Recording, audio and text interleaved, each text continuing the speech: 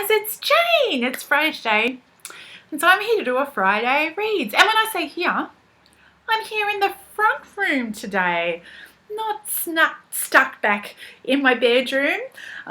It's Christmas trees up.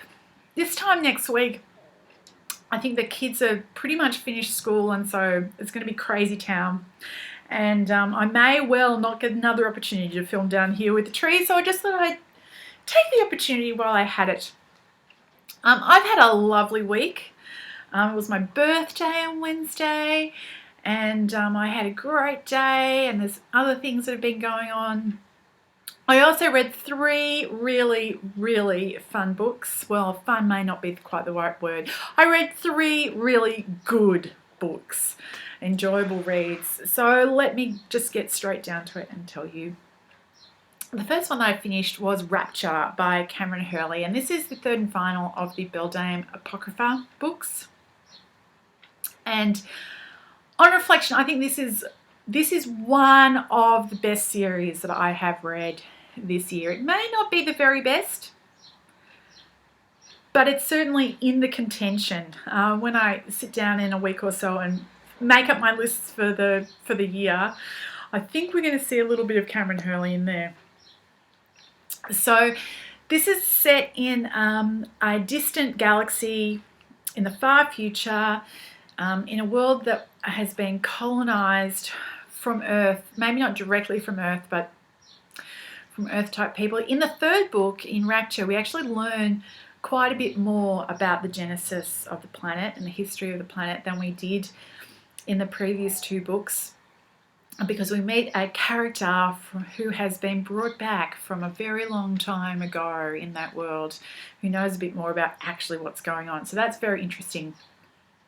But the main thing that is going on in the third book, which is set a number of years after the second book, is that the war, which has been going on for generations, like I think about 300 years, the war that has been going on looks like it is finally finishing. There is a ceasefire in place, and there is political will to suggest that this should actually hold.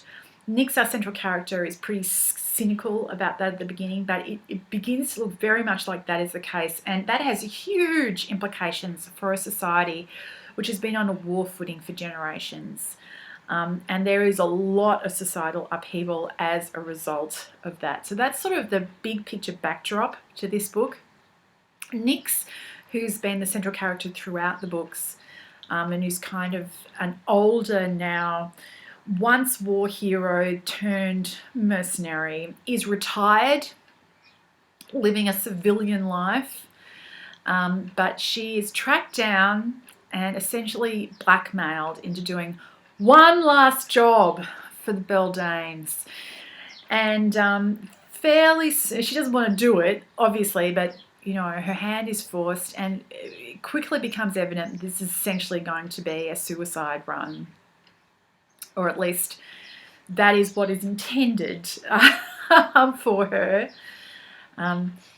She picks up some team members to kind of help her out in her mission, but along the way she runs into people who she had worked with previously, and so we meet some of the rest of the cast of the previous 2 books as we travel through this story. This is just a really well-written, interesting, thought-provoking, gripping story, and I'm absolutely, definitely going to be looking out the rest of Kameron Hurley's works after this. So yes, I strongly recommend, if you have a stomach for dark, violent science fiction fantasy. It's not like over the top violent, but it's a dark story and there's blood on the sand. And if you can cope with bugs, because there's lots of bugs in these stories as well, if those 2 things do not put you off, then I strongly recommend you have a look at these Beldame books, starting with God's War. The second thing that I finished this week was The Last Witness by K.J. Parker.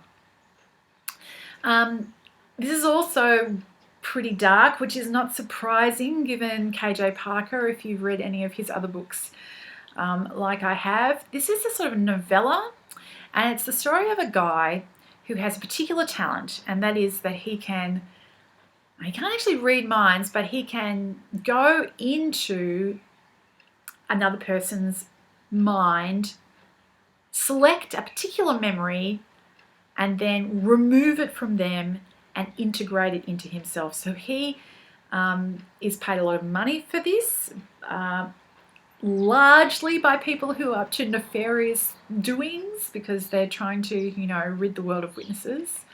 But the memory doesn't disappear. Every memory that he takes, he kind of acquires. And the title from the story of the book is The Last Witness, and that's because, of course, once he has disposed of the last witness, he himself becomes the last witness, and that has a number of implications for his profession as well. So it's, a bit of a meditation on what would happen if you could actually do that. What would happen to the person who had that power? And he's no angel. So it was very well written and really interesting, but again, quite dark. So once I finished those two, I really felt like I needed something a little bit lighter. And what I turned to was Maggie Stiefvater's The Raven Boys. Now, I've heard lots of people on BookTube talking about this, but I'd never really been super interested, even though a number of people who I respect their opinions had said it was a really good read. It's YA, and that's just not my cup of tea. And so I was like, yeah, whatever. But then Hannah from JHT Books announced that she was doing a read-along for it. And then I was at the library and I just saw it and I just finished reading these dark things and I thought, actually maybe that's what I need right now. And I'm so glad I gave it a try because this is actually a really good book.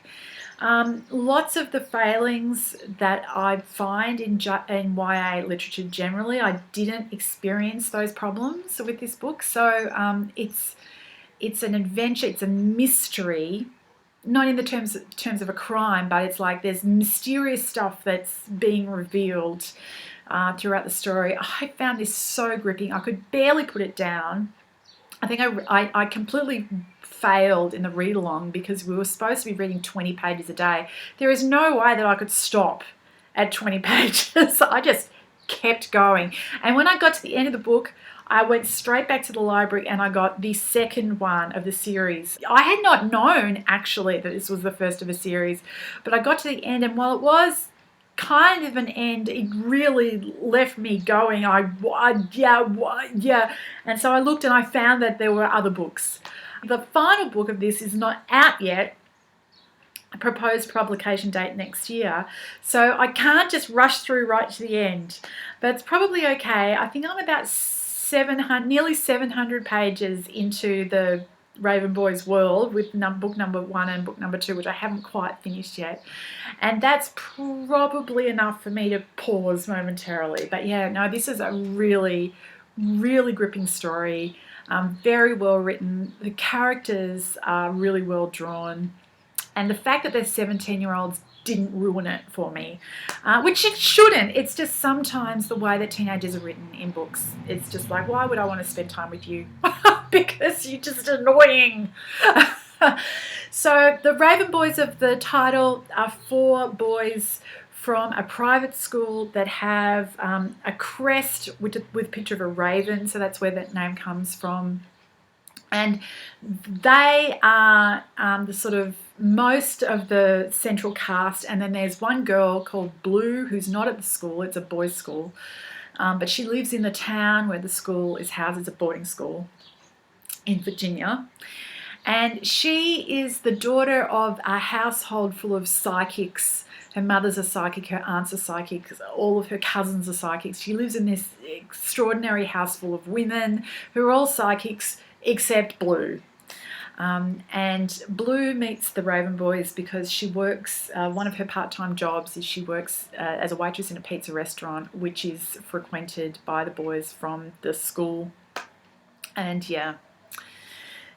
gets drawn into a quest essentially, that these boys are on. And yeah, it's a really great page-turning read, and I've really been enjoying that. Once I finish The Dream Thieves, which is the second one of the Raven Boys books, I'm going to be starting on this one, Isobelle Carmody's Obernewtyn. This one will be a reread. This is an Australian author. I think it's probably, again, a YA fantasy series, although I think it might be...